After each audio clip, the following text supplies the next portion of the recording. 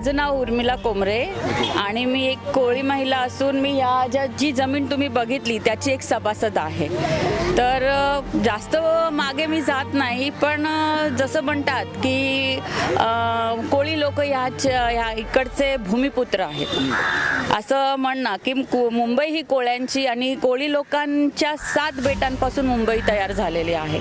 पण प्रश्न आजच्या दिवसाला बघाल तर कोळी औषधालाही सापडणार नाही. आज जेवढ्या जागा जमिनी आहेत लोकांच्या, ज्या कोळी लोकांनीच ठेवलेल्या आहेत, बाकी ठिकाणी तुम्हाला एक कण पण जागेचा दिसणार नाही. तर प्रॉब्लेम आणि समस्या अशी आहे की आम्ही वर्सोवा कोळी गाव हा सगळ्या पूर्ण मुंबईमध्ये एकमेव असा गाव आहे की त्याची लोकसंख्या 6 ते 10 हजारापर्यंत आहे. इकडे लोकांचे व्यवसाय, मासेमारी व्यवसायावर त्यांचं जीवनमान चालतं. मॅक्झिमम रेव्हेन्यू आम्ही सरकारला इथून वर्सोवामधून देतो. जास्तीत जास्त मासे लोकांना उपलब्ध कुठून तर वर्सोवामधून करतो.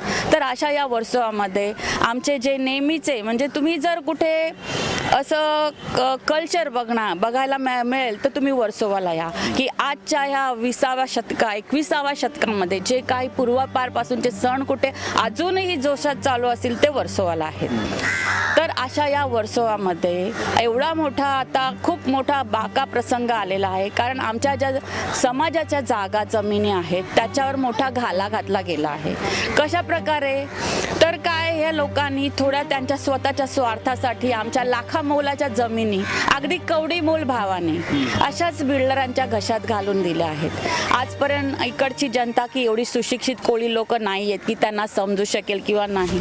तर ह्या कोळी लोकांच्या भाबडेपणाचा फायदा घेऊन ह्या लोकांनी आमच्या जमिनी बिल्डरच्या घशात घातलेल्या आहेत. जेव्हा ह्याची जाणीव लोकांना होतीच असं नाही, पण ह्याचं कुठेतरी महिलांना झालं फील की बाबा जे होतं हे खूप भयानक आणि खूपच विदारक आहे. त्यासाठी आज या वर्सोवामध्ये या कोळी महिलांनी एक मोठे संघर्ष सुरू केला की बाबा आपली मायभूमी, आमची मातृभूमी, आमची जागा आम्हाला वाचवलीच पाहिजे. जर जागा वाचेल तर कोळी वाचेल, कोळी वाचेल तर मुंबई वाचेल, असंच आहे. आणि मी एक ह्या संस्थेची सभासद आहे. त्या सभासद असल्याने आणि मला पण वाटतं की ज्या आमच्या पूर्वजांनी ही जागा त्यांच्या पुढच्या पिढीसाठी राखून ठेवली तर आपण का नको राखून ठेवूया. उद्याची पिढी आम्हाला प्रश्न करेल की तुम्ही काय केलं, अशी लाखामोलाची जागा तुम्ही विकून टाकली. तर आम्हाला आमच्या पुढच्या जनरेशनला उत्तर द्यायचं आहे की बाबा आम्ही ठेवली रे तुमच्यासाठी जागा.